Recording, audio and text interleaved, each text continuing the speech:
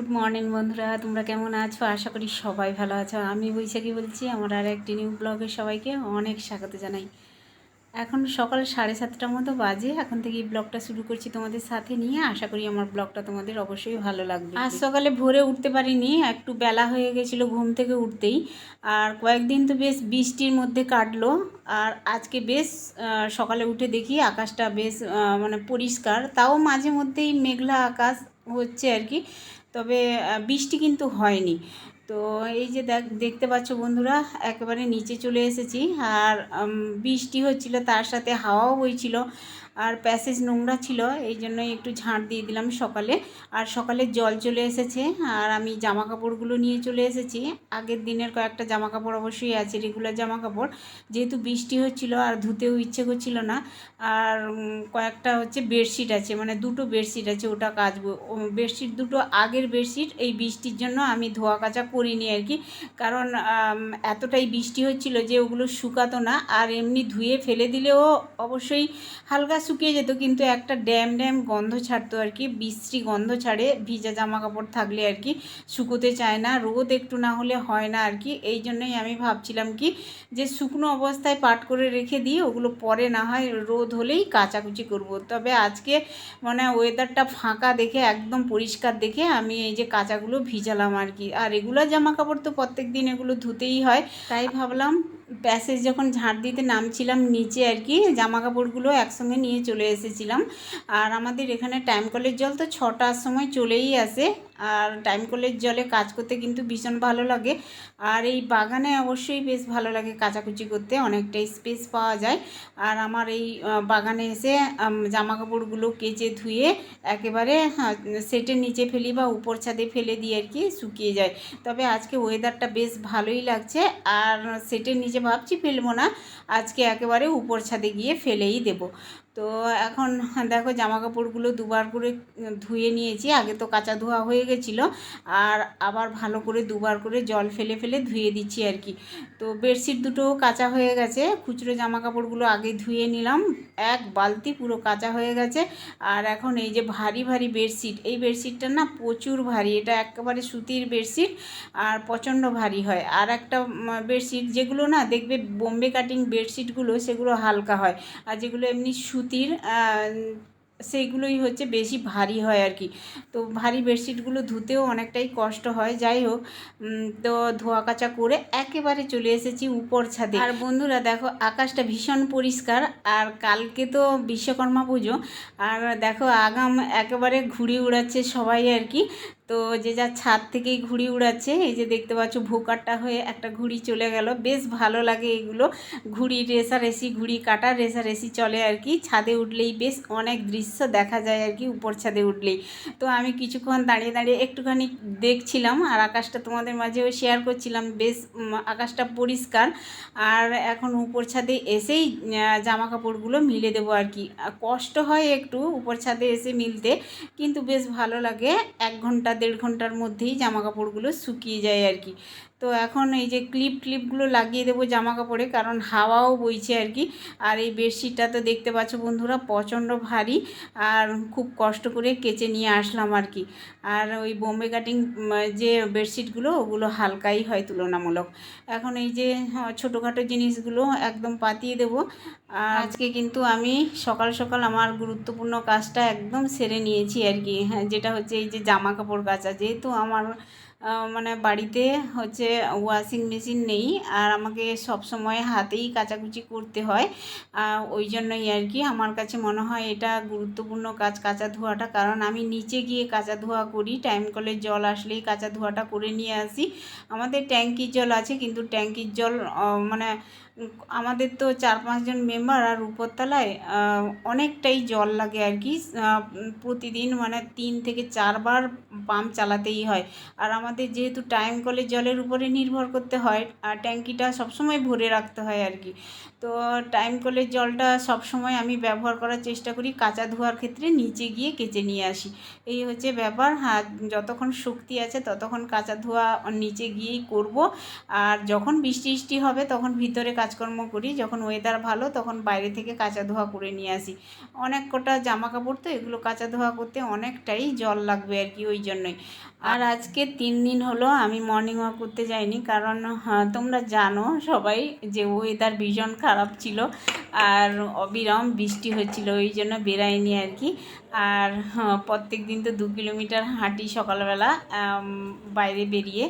আর আজকে এমনিতেই ওয়েদার ভালো, কিন্তু আমার ঘুম থেকে উঠতে অনেকটাই লেট হয়ে গেছিলো, এই জন্যই আর কি আজকে আর ইচ্ছে হলো না যেতে। তো যাই হোক বন্ধুরা, এখন দেখো শাশুড়ি মা তো ঘুম থেকে উঠেছে, ফ্রেশ হচ্ছে। শাশুড়ি মায়ের পরে চা খাবে, চা রেখে দিয়েছি। আর এখন আমি 3টে ক্রিম কেক আর বিস্কুট দিয়ে আর দুধ চা, চিনি ছাড়া দুধ চাটা খেয়ে নিলাম। দুধ চাটা ভীষণ ভালো লাগছে খেতে, কিন্তু চিনি ছাড়া আবার তো খেতে খেতে না আমার অভ্যাস হয়ে গেছে, বুঝলে। যারা পুরনো বন্ধু তারা জানবে আমার সুগার আছে। আর যাই হোক বন্ধুরা, আমার হাজব্যান্ড তো আজকে বাড়িতে আছে, আর পান্তা ভাত থাকলে কিন্তু হাজব্যান্ড খেয়ে নিত। আজকে যেহেতু পান্তা ভাত নেই, এই জন্য আমি এই যে রুটি করেছি আর চিচিঙ্গে আলুর তরকারি করেছি সকালবেলা আর কি। আর তার মধ্যে গুড় দিচ্ছি, হাজব্যান্ড রুটি দিয়ে গুড় বেশ ভালো লাগে খেতে আর কি, ভালোবাসে। আর পেঁয়াজ লঙ্কা দিয়েছি। আমার ছেলে পড়তে গেছিলো, টিউশন পড়তে গেছিলো, আজকে তো স্কুল বন্ধ, আর টিউশন পড়তে গেছিলো, দিয়ে চলে এসছে আর কি। সকালের কাজকর্ম শেষ করে দুপুরে রান্না বান্না করব, তার জোগাড় যন্ত্র চলছে এখানে। আর কাটাকাটি সব করে নিয়েছি আর কি। আর তারপরে দেখো আমি মশলাটা বেটে নিয়েছি। মশলার মধ্যে হচ্ছে আদা বাড়ছি এখন, আর রসুনটা একটু থেতো করে নেব। পেঁয়াজ টিয়াজ সবই কেটে নিয়েছি, আর তোমাদের দেখাবো আজকে কি কি রান্না করছি। তার আগে মশলাটা করে নিচ্ছি আর কি। তো রান্নার আগে সমস্ত কিছু গুছিয়ে নিলে কিন্তু রান্নাটাও তাড়াতাড়ি হয়, আর এদিক সেদিক দৌড়ে দৌড়ে আর রান্না বান্না করতে হয় না আর কি। রান্না করতে গেলে একটু গুছিয়ে নিলেই না সুবিধে হয় রান্না করতে, যেহেতু একা হাতে রান্না বা একা কাজকর্ম, একার সংসারে কাজকর্ম করতেই হয়, সমস্ত কিছু গুছিয়ে নিলেই বেশ ভালো হয় আর কি। তো দেখো আদাটা বেটে নিয়েছি, আর এখন রসুনটাও থেতো করে নিলাম। তো চলো আজকে দুপুরে কি কি রান্না করছি, আমার হাজব্যান্ড কি কি নিয়ে এসেছে বাজার থেকে, সেটা তোমাদের মাঝে একটুখানি দেখিয়ে নিই কেমন। মশলাটা তো বেটে নিয়েছি, টমেটো পেঁয়াজ কেটে নিয়েছি, আর আদা রসুন তো বাটলাম, আলু কেটে নিয়েছি, এখানে মাংস ধুয়ে নিয়েছি, কিছুটা মাংস ফ্রিজে রেখে দিয়েছি। আর পার্শে মাছ নিয়ে এসছে আমার হাজব্যান্ড, যেহেতু আমার শাশুড়ি মা মাংস খায় না আর কি, ওই জন্য মাছ নিয়ে এসছে। আর এখানে দেখো ভাতও বসিয়ে দিয়েছি, উচ্ছে সেদ্ধ দিয়েছি, 2টো আলু সেদ্ধ দিয়েছি। উচ্ছে সেদ্ধটা প্রায় আমি প্রতিদিনই খাই আর কি, আমার শাশুড়ি মাও বেশ ভালোবাসে উচ্ছে খেতে। আর এখানে মাংস তো রান্না করব, মশলা কষিয়ে নিয়েছি, আর এই যে ধুয়ে রাখা মাংসটা দিয়ে দিলাম, এখন নেড়ে চেড়ে নেবো আর কি, আর পরিমাণ মতো লবণ দিয়ে। আর আমার শাশুড়ি মা বললো একটু টক খাবে আর কি, আমার হাজব্যান্ডও বলছিল টক খাবে। হাজব্যান্ড অত মাংস অত পছন্দ করে না, কিন্তু অল্প একটু দিলেই খাবে আর কি। তো পার্শে মাছ কয়েকটা ভেজে দেবো ভাবছি, আর হচ্ছে পার্শে মাছের টক করব তেঁতুল দিয়ে। আমাদের তো যেন যে কোনো টক খেতে সবাই ভালোবাসে আর কি, তো বাচ্চাগুলো মাংস খেতে খুবই ভালোবাসে। আর আমার ছেলে মেয়ে বলো, আমার হাজব্যান্ড বলো, আলু দিয়ে মানে লাল লাল ঝোল, তেল তেলে ঝোল খেতে পছন্দ করে। আমার আবার কি বলো তো, মুরগির মাংস একটু আলু ছাড়া কষা কষা হবে, বেশ ভালো লাগে খেতে আর কি। এই জন্যই দেখো আমি 2 পিস মাংস তুলে নিয়েছি আর কি, ঝোল ছাড়া। এটাই ভাত দিয়ে খাবো, আর ওরা খাবে এই ঝোল তেল তেলে আলু দিয়ে তরকারি। আর এই যে দেখতে পাচ্ছ পার্শে মাছ কয়েকটা ভেজে নিয়েছি, শাশুড়ি মার জন্য এই যে টক করে নিয়েছি। সবাই খেতে চাইলে খাবে, নাহলে রাত্রে খাবে, থেকে যাবে। আর ওদেরকে ভাতও বেড়ে দিয়েছি আর কি। আলু সিদ্ধ আর উচ্ছে সিদ্ধ আমার শাশুড়ি মা একটু মাখাচ্ছে, আর এটা সকালের তরকারি একটুখানি বেঁচেছিল, দুপুরে খাওয়া দাওয়া হয়ে যাবে আর কি। তো চলো বন্ধুরা, দুপুরে খাওয়া দাওয়া কমপ্লিট করে নিই, আবার আসছি তোমাদের মাঝে কথা বলবো। বন্ধুরা গুড ইভিনিং। আর সন্ধেবেলা আর কথা বলা হয়নি তোমাদের, এটা রাতে শেয়ার করছি আর কি। সন্ধেবেলা তো সন্ধেবাতি দিয়ে চাটা খাওয়া হয়ে গেছে আমাদের। আর আজকে রুটি করছি রাত্রেবেলা। আমি না প্রতিদিন ভাত খেতে মানে পারি না আর কি, মন চাইলেও ভাত খাওয়া যায় না, যেহেতু আমার সুগার আছে, ওই জন্যই আর কি। তো মাঝে মধ্যে ইচ্ছে হয় যে ভাত খাই, ভাতও খাই অবশ্যই, অল্প ভাত খাই, কিন্তু রুটিটা সবসময় আর ইচ্ছেও করে না একার জন্য। তবে আজকে আমি রুটিই খাবো আর কি রাত্রেবেলা। কয়েকটা বেশ রুটি করে নিয়েছি, 2 কি 3টে খাই রাত্রে রুটি, আর তার সাথে সবজিও করে নিয়েছি আগে, ঝিঙে আলুর তরকারি। যেহেতু আমার হাজব্যান্ড মানে সবজিও খেতে ভালোবাসে, আমি ভেবেছিলাম সবজি রান্না করব না, শুধু রুটি আর আমি দুধ দিয়ে খেয়ে নেব। আর দুপুরের তরকারি তো সেই টক আর মাংস আছে। মাংস তো আমার মানে সকালে বলছি সরি, দুপুরে যে খেয়েছি না মাংসটা, আর ইচ্ছে করলো না আর কি, রাত্রেবেলা চাহিদা নেই। তবে এই যে ঝিঙে দিয়ে তরকারি করেছি একটা দেখো, আর রুটি নিয়েছি 3 পিস। এই হচ্ছে আমার রাতের খাবার আর কি। আর ওদেরকে সবাইকে বেড়ে দিয়েছি। দুপুরের মোটামুটি তরকারিগুলো সবই আছে। মাংসের তরকারি মেয়ে তো দুপুরে খায়নি, ও তো বেরিয়ে গেছিলো সকালে কাজে। আর এই যে মেয়ে বসছে খেতে, দেখতে পাচ্ছ। তো চলো বন্ধুরা, খাওয়া দাওয়া করে নিই, তারপরে তোমাদের মাঝে কথা বলছি। বন্ধুরা, সবার খাওয়া দাওয়া মোটামুটি কমপ্লিট, আর ঘুমোতে চলে গেছে সবাই।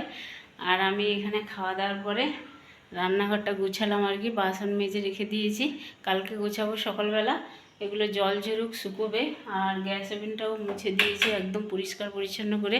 কালকে সকালে একদম ফ্রেশ মাইন্ডে রান্নাঘরে ঢুকবো। আর আগে তো চা বানাতেই হয়, লিকার চা।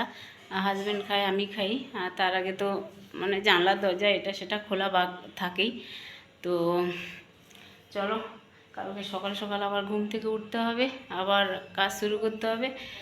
এখন বাজে হচ্ছে প্রায় 11:30, দেখতে পাচ্ছ ঘড়িতে 11:30 বাজে রাত।